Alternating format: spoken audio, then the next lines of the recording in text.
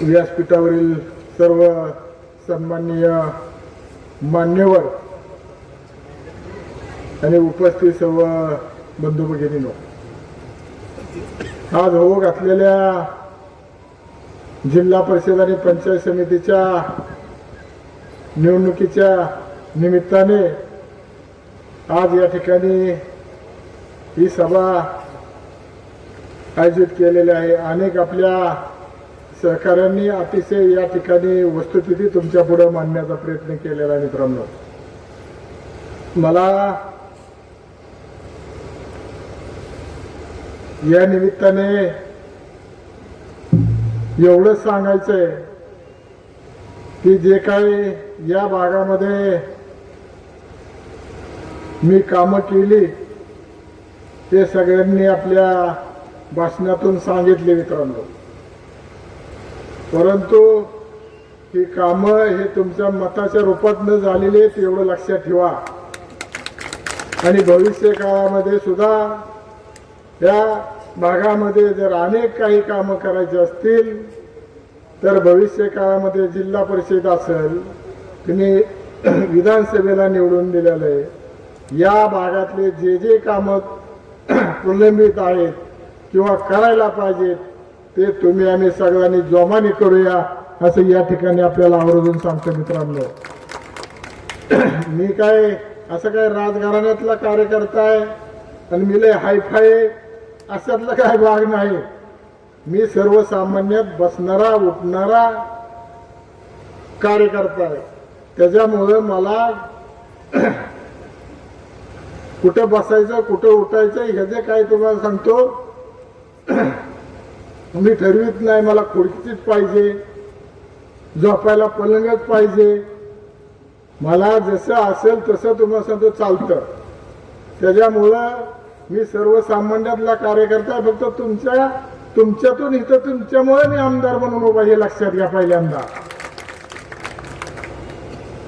पाठीमागच्या काळामध्ये मी अनेक वेळा या ठिकाणी आलो, पण मी सांगितलं नाही मी हे केलं मी ते केलं ह्या भागामध्ये। आणि मला केलेल्या गोष्टी सांगायला बी काय लय तुम्हाला सांगतो अभिमान वाटतो अशातला भाग नाही, कारण ते तुमच्यामुळे मी करू शकलो हे लक्षात घ्या। तुम्ही जर मला आमदार केलं नसतं तर मी काहीच करू शकलो नसतो, माझा स्केल दाखवू शकलो नसतो तुम्हाला, ही वस्तुस्थिती। आणि मग जर तुम्ही आम्हाला सत्ता देत गेला तर या भागामध्ये कुठल्याही कामाला आम्ही कमी पडणार नाही। म्हणजे जिल्हा परिषद असू द्या, पंचायत समिती असू द्या, नाहीतर आमदारकीच्या माध्यमातून असू द्या, फक्त तुमचा आशीर्वाद आमच्या पाठीशी असलं की आमची तुम्हाला सांगतो ताकद बळ वाढल्याशिवाय राहत नाही, हे नाकरून चालणार नाही। आज तुम्ही पाहताय की अनेक गट एकत्र आले, कशासाठी आले हो? तुमचा विकास करायचा म्हणून आले। ह्यांना तुम्हाला सांगतो कुठं तुम्हाला सांगतो बी उसवलेलं तुम्हाला सांगतो शिवताही नाही म्हणून हे तुम्हाला सांगतो एकत्र आल्यात। आता निवडणुका झाल्यानंतर ही यांची तोंडात तुम्हाला सांगतो एकाच एकीकडे एकाच एकीकडे तिसऱ्याचं तिसरीकडे ही वस्तुस्थिती। आणि म्हणून मित्रांनो मी स्वतंत्र लढण्याचा तुम्हाला सांगतो काय घाट घातला नव्हता। मी कुठलाही तुम्हाला सांगतो घाट घातला नव्हता की मला स्वतंत्र लढायचंय म्हणून। मला स्वतंत्र पाडलं गेलं म्हणून मला स्वतंत्र लढावं लागतं हे लक्षात घ्या। कारण पाठीमागच्या काळामध्ये ज्यावेळेस आपल्या बैठकी झाल्या त्यावेळेस आमचे नेते जयवंतराव जगताप तेही होते। भाऊ तुम्हाला माहित आहे देवा गेला का होतो, तेही तिथं होते। त्यांच्या आमच्या तुम्हाला जागा वाटपाच्या वाटाघाटी झाल्या, 2 गट त्यांना द्यायचे ठरले होते, 4 पंचायत समितीचे सदस्य द्यायचे ठरले होते। आणि मी या सगळं झाल्यानंतर बैठकी झाल्यानंतर परत ही बदलाबदली झाली, मला हे पाहिजे मला ते पाहिजे, मग भटाला दिली वसरीन भट हळूहळू पाय पसरी अशी वस्तुस्थिती झाली। मग ज्या ठिकाणी जे काय घडलं होतं त्याच्यावर जर ठाम राहिलं असतं तर आम्ही कदाचित एकत्र राहिलो असतो। ही वस्तुस्थिती मित्रांनो. आणि नंतर मग ज्या टायमाला अकलूज या ठिकाणी चर्चा झाली त्या टायमाला सुद्धा मी माझे तुम्हाला सांगतो, मी तालुक्याचा प्रतिनिधी आणि हे जे काय 18 फॉर्म एबी फॉर्म आहेत ते माझ्या ताब्यात द्या. मला जे योग्य उमेदवार आहेत त्या उमेदवारांना मी निवडणुकीसाठी उभा करतो. जे काय माझे तुम्हाला येतील ते तुमच्या दारामध्ये येतील, त्याच्याबद्दल शंका नाही. परंतु त्या टायमाला असं झालं की आपली माणसं जर तुम्हाला नाही गेली तर मग आपलं कसं व्हायचं, म्हणून ह्यांची लायकी नसताना तुम्हाला मी घ्यायला तयार नव्हतो आणि त्यांना द्यायचे होते फॉर्म. त्याच्यामुळं मग ही सगळं तुम्हाला सांगतो गडी आमची विस्कटली बैठकीची आणि तिथून पुढे ही सगळी मंडळी एक झाली. काय बागल शिंदे एकत्र आले, जगताप मोहिते एकत्र आले आणि मी एकटा. काय आणि तुम्ही सगळे माझ्या मागे तेवढं लक्षात ठेवा, मी एकटा जरी असलो तरी. कारण का मला आता माझ्या कर्तृत्वाची तुम्हाला सांगतो काय सांगायची गरज नाही. मी जे काय केलंय ते तुमच्या डोळ्यापुढे, त्यांनी आतापर्यंत काय केलंय हे बी तुमच्या डोळ्यापुढे. काय दोन्ही कारखान्याची वाट लागली तुम्हाला सांगतो आदिनाथ मकाईची. काय आणि ह्यो भामट्या तुम्हाला सांगतो माढा तालुक्यातल्या तिथलं तुम्हाला सांगतो सगळं चढून हिथं चागळायला आलाय. काय कारखान्यात उभा केलं, सभासदांच्या तुम्हाला सांगतो वाहनावरती कर्ज काढली करोडो रुपये. मी बोलतो ते खरंय खोट आहे? मग खरंय तरी म्हणा की. आणि मग मित्रांनो तिथल्या जवळजवळ 1000 शेतकऱ्यांचे नावावरती कर्ज काढली, त्यांच्या ट्रॅक्टरवरती कर्ज काढली आणि बँकेबरोबर सेटलमेंट केली. ते 1000 आपल्या तालुक्यातली तुम्हाला सांगतो 75 काही लोक आहेत कोरो भागातली, त्यांच्या तुम्हाला सांगतो सगळ्यांचं सिबिल खराब झालं. कशामुळे झालं तर ह्यांनी तडजोड केली बँकेची आणि त्या 1000 लोकांना तुम्हाला सांगतो कर्जापासून आता वंचित राहावं लागले. ही ह्यांची तुम्हाला सांगतो ही मोठी झाल्यात ना, ही स्वतःच्या हिमतीवर झालं नाही, शेतकऱ्याच्या चोऱ्या करूनच झालेली, तेवढं लक्षात ठेवा. मी चोऱ्या करणाऱ्यातला नाही म्हणून मी सर्वसामान्य आहे.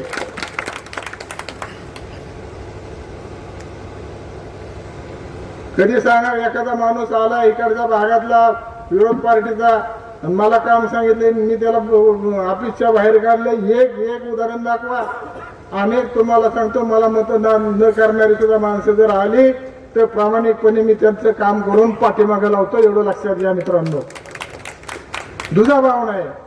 तुम्ही मला आमदार केले ना तर मग मी सगळ्याचा आमदार आहे. मी जेवढ्याचा निवडून दिले त्यांचाच नाही तर सगळ्या जनतेचा म्हणून मी तुम्हाला सांगतो या तालुक्यामध्ये वावरतो आणि वावरत आलेलो आहे, वावरत राहणार आहे. एवढं लक्षात ठेवा. पाठीमागच्या काळामध्ये 8 तासाची लाईट 6 तासावर आली किती का नाही. त्यावेळेस तुम्हाला ह्या आमदारांनी ते आमदार होते त्या टायमाला, त्यांनी तोंड उचकटलं नाही. मी स्वतः तुम्हाला सांगतो त्या ठिकाणी रस्त्यावर उतरलो, निवेदन दिली, धरणं आंदोलन केलं. हे कोणासाठी केलंय तर सर्वसामान्य शेतकऱ्याला न्याय मिळावा आणि त्यांची व्यवस्था व्हावी. हीच तुम्हाला जो कार्यकर्त्याची इच्छा असते. कुठलाही कार्यकर्ता असला तर त्याला वाटतं चांगलं काम केलं तर आपल्याला थोडं माणसात मान सन्मान राहील. पुन्हा उभा राहिलो तर आपल्याला लोक मतं देतील. चांगलं वागलं तर ठीक आहे, नाहीतर पुन्हा तुम्हाला सांगतो ज्याचं करायचं त्याचं तुम्ही केलेलं आहे पटांगण, त्याच्याबद्दल बी काय नाही. परंतु माझ्यासारख्या तुम्हाला सांगतो सर्वसामान्य कार्यकर्त्याला तुम्ही एकदा नाही दोनदा निवडून दिले का तर माझं काम तसं आहे म्हणून तुम्ही मला निवडून दिलेलं आहे. भविष्य काळामध्ये कुठल्याही कार्यकर्त्यांनी निम्या रात्रीचा जरी माझ्याकडे आला तरी माझी दारं त्यांच्यासाठी खुली राहतील असं या ठिकाणी मला मुद्दा म्हणून सांगायचं मित्रांनो. आम्ही काय राजकीय पेशातले नाही. आमच्यावर तुम्हाला राजकारण लादलं गेलं. कसं लादलं गेलं तुम्हाला सांगतो. जीवर हे गाव तुम्हाला सांगतो त्या टायमाला फार मोठा बाजार भरणारं गाव होतं. आता अनेक गावामध्ये बाजार भरायला लागले. उमरडवरनं इकडून त्या झऱ्यावरनं खाली कोंबेज असेल इकडं कंदर पासून लोक चालत यायची, काही काय मोटरसायकली यायची, काही सायकलीवर यायची. एवढा बाजार मोठा असायचा. आणि तिथं मग काय उपद्रवी लोकांचा तिथं त्रास होता. आम्ही नुकतं तालमीतनं घरी राहिलो होतो, आम्हाला बी काम नसायचं, आम्ही आपलं पत्ते कुठतरी बसायचो, तुम्हाला तो सुटणा पाणी खेळत काय. आणि मग तिथं पोरांच्या वरती माझ्या बाबा काय तुम्हाला सांगतो, जीवर मधली पोरं आमच्या नादाने एक 5-6 पोरं तालमीत आले होते, ते तिथले आमचे मित्र झाले. आमच्या बसा उठायला तुम्हाला सांगतो पहिल्या पूर्वजांच्या जागा घेऊन ठेवलेल्या आहेत, तिथं आम्ही बसायचो उठायचो. आणि मग तिथली लोक काही लोकांच्या तक्रार घेऊन माझ्याकडे यायची. आणि मग त्याला 4-2 बऱ्या त्यावेळेस सांगून मी बघितलं. मग कोणाचं तुम्हाला सांगतो भाज्या उचल, कुणाचं काय कर, कुणाचं काय कर. बाजार मोठा असल्यामुळे लोक माझ्याकडे यायची त्या काळामध्ये. त्यांना 4-2 बऱ्या सांगून तुम्हाला सांगतो ऐकल्या नाही तर मग त्यांना तुम्हाला सांगतो आमच्या पोरांनी त्यांना हात बी धावला काय. त्याच्यामुळं तिथं सगळं ते बंद झालं. लोकांना तिथल्या लोकांना वाटलं की बाबा आता हे आपल्याला गावाला बरं आहे संरक्षण म्हणून. मग काही लोक तुम्हाला सांगतो माझ्याकडे आली. माझ्याकडे आल्यानंतर मग म्हणले असं असं करायचं. आम्ही काय म्हणतो नाही म्हणलं म्हणलं बाबा सरपंच तुमचं तुम्हाला काय करायचं ते करा. ती मंडळी तुम्हाला सांगतो जी जुनी जाणती बापूंच्या ओळखीची होती ती माणसं लग्याला गेली. लग्याला बापूंना सांगितली ही वस्तू तिथं गावात कसं चाललंय, जीवमध्ये काय काय होतंय. आणि तुम्ही जरा नारायणला सांगा आम्ही त्याला सरपंच करायचं म्हणतोय. आणि ती नाही म्हणला आम्हाला. मग मी संध्याकाळी घरी गेल्यानंतर बापूने विचारलं तुला ती माणसं आली ती तुला काय म्हणली का. मी म्हणलं ती सरपंच व्हा म्हणतात मला. मी म्हणलं मग म्हणली हो की आता तू काय करायचं आहे. सरपंच करायचं तर हो, नाही तर तुला काम तर काय व्हायचं नाही. 10-12 वर्ष कोल्हापूरला होता काय करायचं म्हणली तू. तर हो करतात तर हो. म्हणून मित्रांनो बळच तुम्हाला राजकारणात आला. आम्ही रामराम सुद्धा कुणाला घालीत नव्हतो. माझी वस्तुस्थिती सांगतो काय. एखाद्याने रामराम केला चांगला सियाना माणूस म्हणायचा आबा ते रामराम घालतोय काय म्हणायचं त्याला काय मागायचे काय. आणि आता कांबळा गेल्या मग मागू अशी अवस्था तुम्हाला सांगतो त्या राजकारणाची होती. एवढं लक्षात ठेवा मित्रांनो. आणि म्हणून मला या निमित्ताने एवढंच सांगायचंय मी सगळ्यात बसणार उठणार आहे. मला कुणी अस्पृश्य नाही काय. कुठे असतो काय बी कुठे बसायची कुठे झोपायची तयारी, सर्वसामान्याच्या ताटात जेवायची तयारी. माझं काय नाही. कारण आम्ही तालमीत तुम्हाला सांगतो होतो त्या टायमाला तिथं कुठल्या तुम्हाला सांगतो लय पाराते त्यांच्या तुम्हाला एकाच ताटात तुम्हाला सांगतो खायचं प्यायचं काय. त्याने दूध पिलं की त्याने प्यायचं, त्याने पिलं की दुसऱ्याने प्यायचं, सांगायचं तसं सर्वच तसंच. त्याच्यामुळं आम्हाला जातीपातीचं काय वाटत नाही. आणि ज्यांना वाटतंय ती तुम्हाला सांगतो आता गाव कोसाच्या बाहेर आहेत काय काय माणसं ही लक्षात घ्या. आणि म्हणून अधिक बोलण्याची गरज नाही. हे जे काय आहे वस्तुस्थिती ते सांगतोय. मी कुठलाही कार्यकर्ता असला तर तुम्हाला सांगतो प्रामाणिकपणे त्याचं काम करणारा कार्यकर्ता आहे. मग ते गटाचा असेल किंवा तुम्हाला सांगतो विरोधातला आला माझ्या दारात आला की मी त्याला विनमुख पाठवत नाही.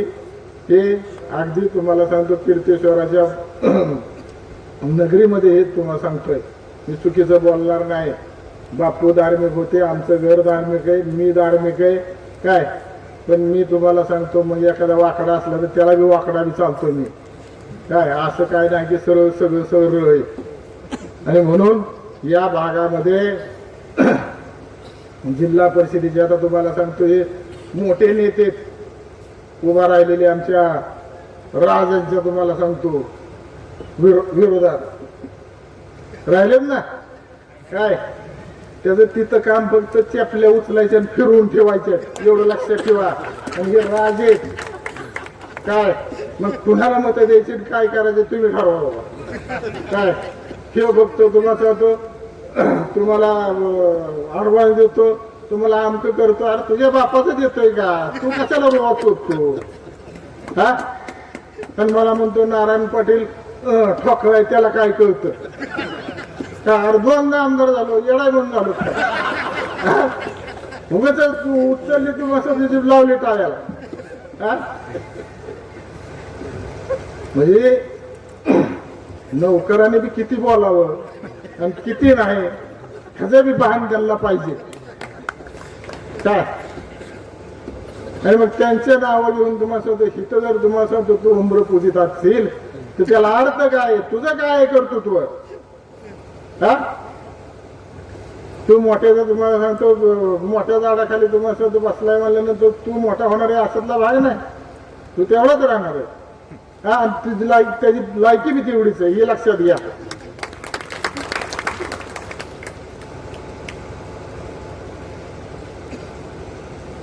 कारखान्यावर होता देवेंद्र असताना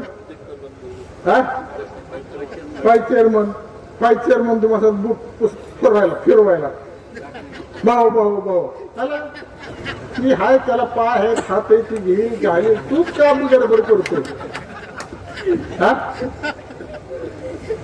मग ह्या सगळ्या गोष्टीचा तुम्ही विचार करा, कुणाला किती समजून घ्यायचं, किती कुणाला काय द्यायचं दान काय. आणि हे तुम्हाला ओरिजिनल आहे, राजघराण्यातले काय हे तुम्हाला सांगतो. त्यांनी सांगितलं नितीन राजे हेच खरे राजे त्यांनीच सांगितलं. आणि आता काय झालं मग निवडून द्यायला त्याला. हा तेव्हा वहिनी चालत नव्हती, बरोबर आहे ना. मग या असं मित्रांनो जास्त काय बोलणार नाही. जे हाय वस्तुस्थिती तुमच्या पुढे मांडलेली भविष्य काळामध्ये तुम्ही आम्हाला संधी दिल्यानंतर तुमची जी जी कामं आहेत दिलेली तर आहेच, पण या पंचायत समितीच्या जिल्हा परिषदेच्या माध्यमातून ज्या काही योजना असतात वेगळ्या वेगळ्या त्या योजना तुमच्या पर्यंत येतील. तुम्ही त्या ठिकाणी तुम्हाला त्याचा लाभ घ्याचाल असं या ठिकाणी मला मुद्दा म्हणून सांगायचं आहे. आणि एवढ्या मोठ्या संख्येने तुम्ही या ठिकाणी उपस्थित राहिला त्याबद्दल तुमचं मनापासून आभार मानतो. आणि व्यासपीठावरील सगळी मंडळी या ठिकाणी वेळात वेळ काढून या कार्यक्रमासाठी उपस्थित राहिली त्यांचंही तुम्हाला मनापासून आभार मानतो. आणि आपलं चिन्ह शिट्टी, आपलं चिन्ह काय आहे शिट्टी. आणि त्या शिट्टीच्या तुम्हाला सांगतो पुढील जे बटन आहे ते बटन दाबून तुम्हाला सांगतो आपला पॅनल निवडून द्यायचा आहे जिल्हा परिषद आणि पंचायत समितीचा. एवढं तुम्हाला आव्हान करतो आणि मी माझ्या राजा घेतो. जय हिंद, जय महाराष्ट्र.